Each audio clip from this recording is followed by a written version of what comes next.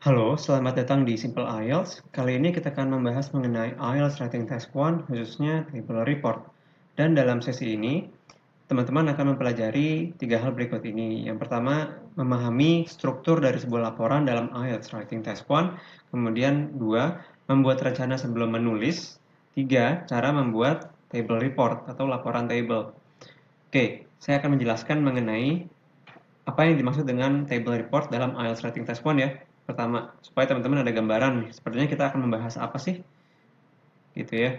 Jadi, sebagaimana teman-teman bisa lihat, di sini ada sebuah table yang isinya ada data-data gitu ya mengenai suatu hal. Dan biasanya dari soal itu ada kata informasi tertulisnya yang menjelaskan tentang table ini. Contohnya, the table below gives information about consumer spending on different items in 5 different countries in 2020.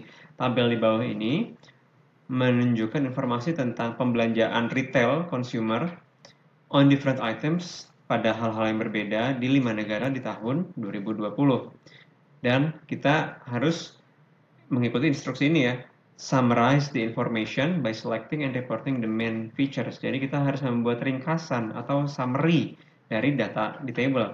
And make comparisons where relevant. Berarti kita harus membandingkan data-data yang ada gitu ya. Nah, terdapat dua peraturan yang harus kita ikuti, yaitu kita cuma punya waktu 20 menit untuk mengerjakan bagian ini, dan juga jumlah minimal kata yang harus ditulis adalah 150 kata. Kurang dari itu, nilai kita akan berkurang. Oke, itu adalah penjelasan singkat mengenai table report dalam IELTS Writing Task 1. Selanjutnya, kita akan membahas mengenai struktur dari sebuah laporan dalam IELTS Writing Task 1. Nah, biasanya strukturnya itu dimulai dari introduction, yang biasanya ditulis di paragraf pertama. Di introduction, kita menjelaskan atau memperkenalkan si table ini dengan memparafrase atau menulis ulang written information yang tadi dengan kata-kata kita sendiri, kayak gitu ya.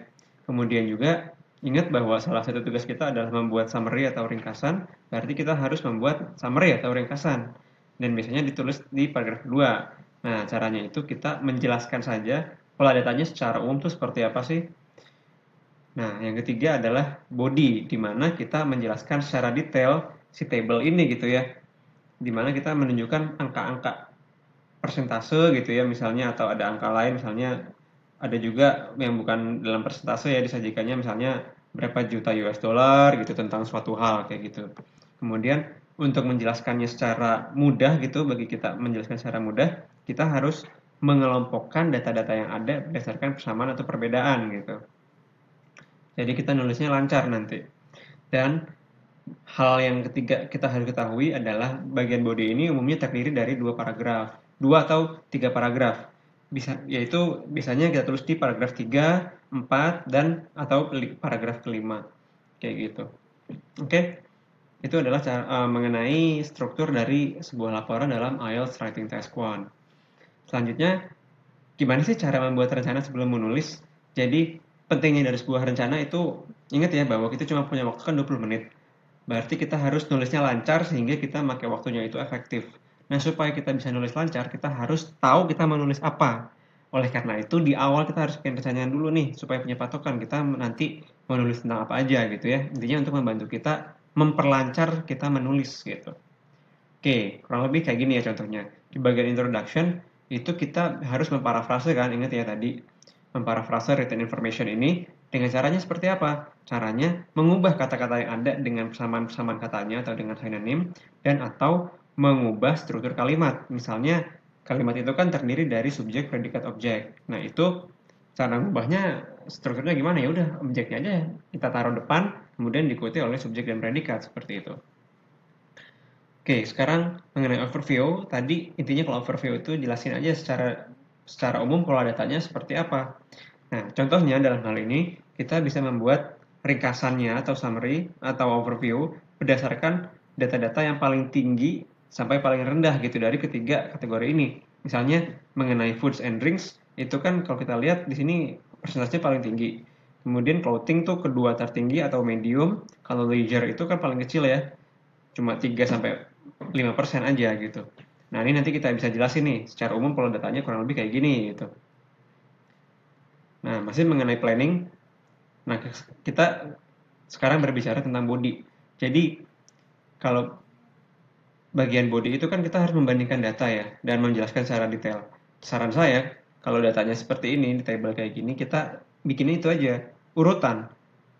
Atau make an order or a rank starting from the highest spending to the lowest gitu. Pembelanjaan yang paling tinggi sampai paling rendah. Supaya apa? Supaya kita bisa menjelaskan dan membandingkan data-datanya dengan mudah gitu. Contohnya kayak gini. Di body part 1, bagian pertama atau kita tulis di paragraf ketiga ya, kita bisa bahas tentang foods and drinks. Dimana kan paling tinggi itu Jerman, kedua Prancis, 3 India, 4 Nepal, 5 Bangladesh. Nah, kemudian di body part 2 gitu kita bisa bicara tentang clothing. Pertama kan paling tinggi itu Jerman ya spendingnya. Kemudian Prancis, India, Bangladesh, Nepal. Kalau leisure itu pertama Prancis, kedua Jerman, ketiga sampai 5 sama. Itu 3 negara itu, India, Bangladesh, dan Nepal. Seperti itu.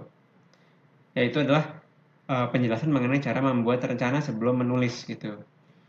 Oke, selain itu kita juga harus mempersiapkan persamaan-persamaan kata atau prepare synonyms.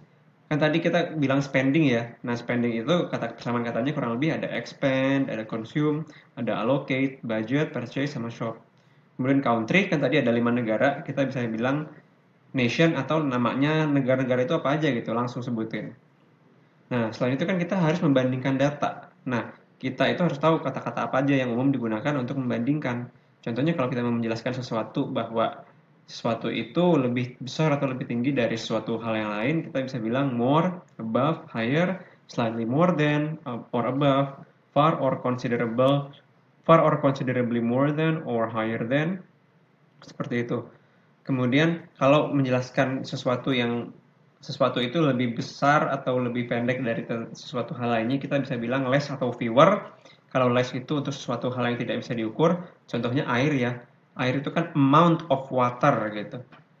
Kalau fewer itu untuk sesuatu yang bisa diukur. Contohnya apa? Number of people, jumlah orang. Nah, kayak gitu. Kemudian ada below, lower, slightly, slightly below, slightly lower maksudnya. Kemudian just below or under, kalau sedikit, slightly sama just itu artinya sedikit. Atau kalau perbedaannya besar, itu bisa kita bilang for or considerably below or under. Atau less atau fewer kayak gitu. Nah, yuk sekarang kita coba latihan. Pertama tentang introduction. Ingat ya, pertama kalau introduction itu written information ini kita bisa ubah dengan menulis kata-kata persamaan katanya atau mengubah struktur kalimatnya. Contohnya seperti ini ya. The table provides data regarding expenditures in 2020 on foods and drinks, clothing, as well as leisure in India, Bangladesh, Nepal, France, and Germany. Nah, di soal kan dia bilang the table below gives information. Ya, kita bisa di tulisan kita tulisnya the table provides data regarding expenditures in 2020. Maksudnya ini kan information about consumer spending. Kita bisa bilang consumer spending itu artinya sama dengan expenditures gitu maksud saya. Kemudian in 2020. Nah, di sini in 2020 itu kan tadinya kan di belakang ya di soal. Nah, ini saya ubah struktur kalimatnya, struktur katanya sih. Saya ubah jadi taruh di agak-agak depan tengah lah, seperti itu. Kemudian di sini ada kata di soal different items. Kita bisa bilang langsung aja apa aja itemnya. Foods and drinks, clothing, as well as leisure.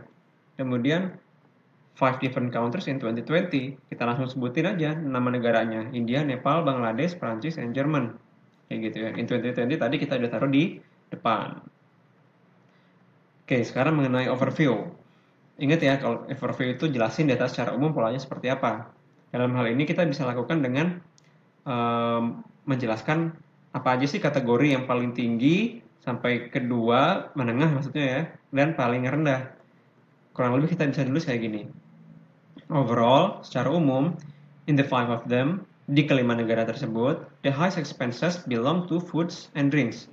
Tailed by clothing, pengeluaran terbesar itu berada pada makanan dan minuman, diikuti oleh clothing. Tailed by, diikuti oleh, tail itu kan artinya buntut di belakang, jadi diikuti oleh gitu ya.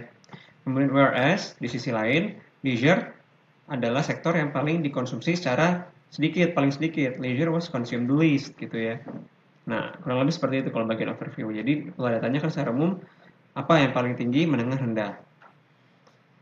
Oke, sekarang kita ngomongin tentang body. Pertama ya, di body part 1 tadi kita udah jelasin, udah coba bikin rencana tentang foods and drinks. Pertama itu Jerman, kelima itu Bangladesh. Paling tinggi ke rendah. Kurang lebih kita bisa nulis kayak gini ya.